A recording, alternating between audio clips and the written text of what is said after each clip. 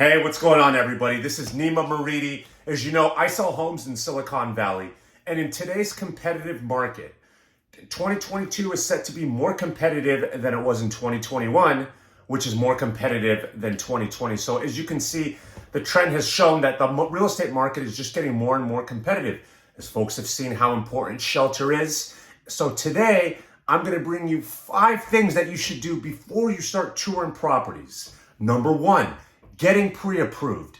You can either go towards chatting with an institutional lender or a mortgage broker.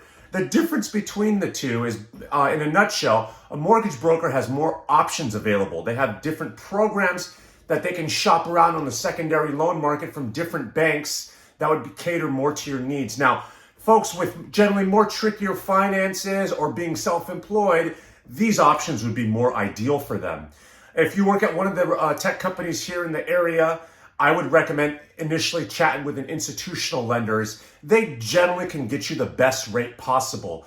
But I also want to let you know, let's just say hypothetically, if you have a loan of $500,000, an interest rate of 3% opposed to 3.5% really differs about $100 per month. So at the end of the day, it's not the worst thing, but you do want to make sure that you have the most competitive terms for your lifestyle, okay? Number 2, once you get pre-approved, do not open or close any credit accounts or make any big purchases like buying a truck, for example.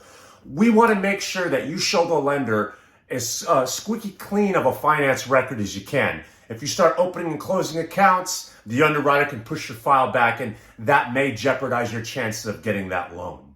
Number 3, connecting with a hyper-local real estate agent.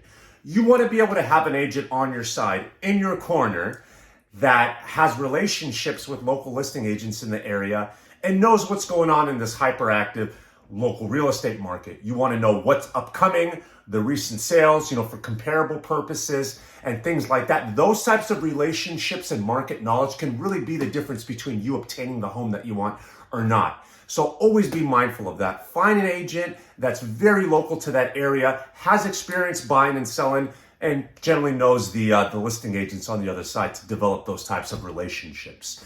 Number 4, be mindful of your minimum housing requirements.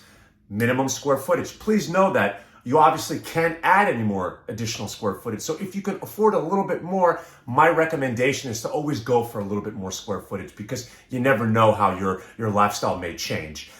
Being mindful of pet-friendly living situations. If you're looking to buy a condominium or a single-family home, that's a big difference between knowing what the pet rules are for the community, right? And lastly, HOA fees. Remember, those HOA fees never go down. They either stay the same or they increase. Some increase annually, some increase once every 10 years, depending on your local association. So you want to keep that in mind, okay? And seeing what the value you get, the ROI out of that homeowners association amenities. Lastly, you gotta be ready to jump on an opportunity.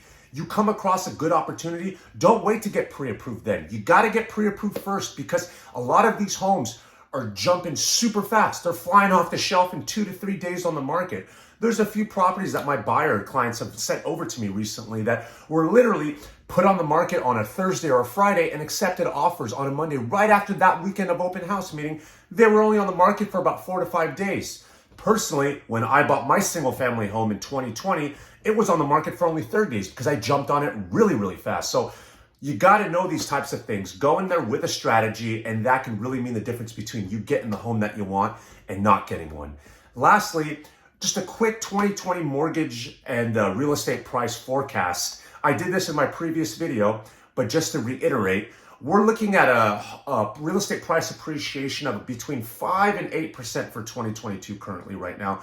We're sitting at a rate of about 3.45%, which has increased. It's the highest it's been during the pandemic. However, over the past 3 decades or so, the average mortgage rate has been around 5%. So it's still a great opportunity.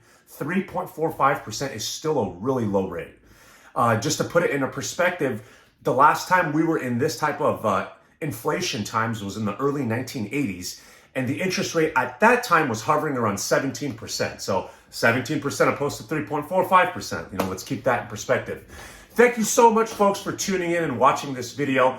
Again, please like, subscribe, and share, and let me know if you have any questions at all. I'd love to include it in my next video. I appreciate you folks, and have a productive week. Thank you.